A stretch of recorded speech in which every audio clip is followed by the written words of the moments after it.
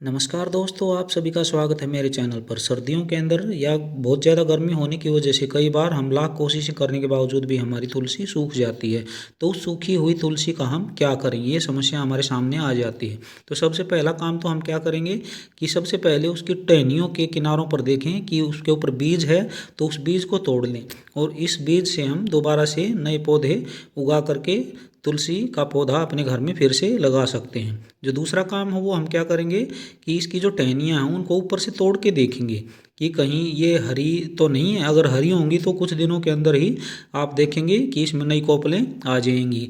तो अभी मैंने देखा ये तुलसी पूरी तरह से लगभग सूख चुकी थी। अब इसको अलग अलग टहनियों को मैं तोड़ के देख रहा हूँ। अगर इसमें एक भी टहनी अगर हमें हरी मिल जाती है तो बाकी सूखी टहनियों को हम हटा देंगे और जो हरी टहनी है उसको हम छोड़ देंगे।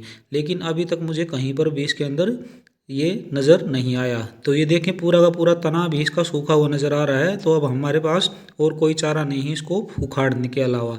तो इसको हम पूरी तरह से उखाड़ने के बाद कई अलग अलग प्रकार से इसका हम प्रयोग कर सकते हैं। सबसे पहले हम क्या करेंगे, इसको की छोटी और बड़ी जो कि मोटी टहनियाँ हैं उनको अलग कर लेंगे। तो दोनों का ही हम अलग प्रकार से प्रयोग करेंगे। जो मोटी टहनी है उन मोटी टहनियों को हम या तो पाउडर बना सकते हैं पीस करके, या हम सीधे ही इसको किसी पत्थर आदि पर रगड़ कर, जिस प्रकार से हम माथे के ऊपर चंदन का लेप लगाते हैं उसी प्रकार से, क्योंकि तुलसी की लकड़ी को बहुत ही पवित्र माना जाता है, तो इस प्रकार से किसी भी पत्थर पर हम इसको पानी डाल करके इस तरह से घीस लेंगे और इसका ये जो पेस्ट तैयार हो जाएगा उस पेस्ट को हम अपने मस्तक पर लगा सकते हैं। तो ये हमारा जो एक तरह से चंदन की तरह हम इसका प्रयोग कर सकते हैं।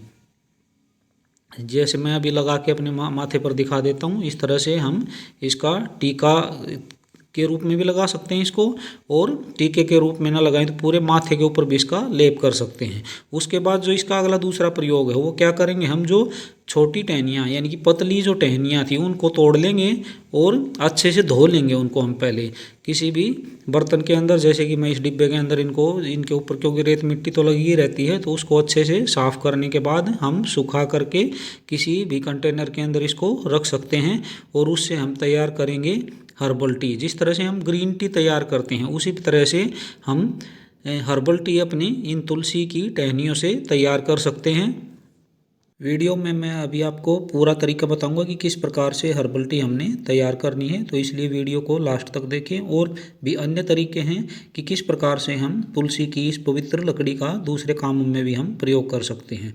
तो इसी प्रकार से आप देख रहे हैं कि मैंने ये 2 बार इनको धो लिया है और इस तरह से ये लकड़ी जैसे हमारी पूरी तरह से जब रेत साफ़ हो गया इसको, तो हमारी हर्बल टी तैयार करने के लिए ये रेडी हो जाएगी। तो जैसे ग्रीन टी तैयार करते हैं ऐसे ही एक छोटा पतीला लेंगे, उसके अंदर लगभग मान लो 1 कप हमने ग्रीन टी या हर्बल टी तैयार करनी है, तो 1 कप पानी लेंगे। उसके साथ ही जो ग्रीन टी होती है हमारी उसकी पत्तियाँ हैं, जितनी 1 कप के अंदर डालते हैं उससे 2-4 पत्ती कम कर लेंगे।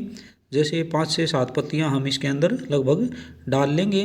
उसके बाद ये पत्तियाँ डालने के बाद जो लकड़ी हमने तुलसी की धो के रखी हुई थी उस लकड़ी को भी 4-5 छोटे छोटे टुकड़े इसके अंदर हम डाल लेंगे। और जिस प्रकार से हम ग्रीन टी तैयार करने के लिए पानी को उबालते हैं उसी तरह से इसको भी हम उबाल लेंगे और थोड़ी देर के बाद इसको लगभग उबालने के बाद 10 मिनट तक ऐसे ही छोड़ देंगे और बाद छान करके हम ये चाय पी सकते हैं। तो इस प्रकार से हमारे शरीर को आयुर्वेदिक जो या औषधीय जो गुण होते हैं तुलसी के अंदर उनका फ़ायदा भी हम इसे उठा सकते हैं। इसके अलावा जो तुलसी की जो टहनियाँ हैं उनका और किस प्रकार से प्रयोग कर सकते हैं उसके लिए, क्योंकि ये बहुत ही पवित्र मानी जाती है और कीड़े वगैरह इनकी वजह से या बुरी शक्तियाँ हैं वो भी इसकी वजह से दूर चली जाती हैं। तो हम अपने बगीचे के अंदर इस लकड़ियों के अंदर धूप आदि या कपूर मिला करके अगर जला देते हैं तो हमारे घर के अंदर एक तरह से अच्छा या सात्विक वातावरण भी बनेगा और हमारे पेड़ पौधों के आसपास जो कीड़े वगैरह होते हैं वो भी इससे दूर हो जाएंगे। और एक तरह से जो इस सीज़न के अंदर जब मौसम बदलता है तो मच्छर बहुत ज़्यादा हो जाते हैं, तो उनसे भी हमें राहत मिलेगी। इसके अलावा भगवान विष्णु की पूजा करने के लिए जब हम हवन आदि करते हैं तो उसके लिए भी हम तुलसी की लकड़ी का प्रयोग हवन में जलाने के लिए कर सकते हैं। आज की वीडियो में इतना ही। अगर आपको वीडियो ज़रा सी भी पसंद आती है तो एक लाइक कर दें। कोई आपकी क्यूरी है तो आप कमेंट कर सकते हैं। और अगर आपको वीडियो अच्छी लगती है तो अपने फ्रेंड्स के साथ शेयर करना ना भूलें। और मेरे चैनल को अगर आप पहली बार देख रहे हैं तो चैनल को सब्सक्राइब करना ना भूलें। साथ में लगा बेल का आइकन भी ज़रूर प्रेस कर लें ताकि दूसरी आने वाली वीडियो की नोटिफिकेशन भी आपको मिलती रहे। Thanks for watching. Happy gardening.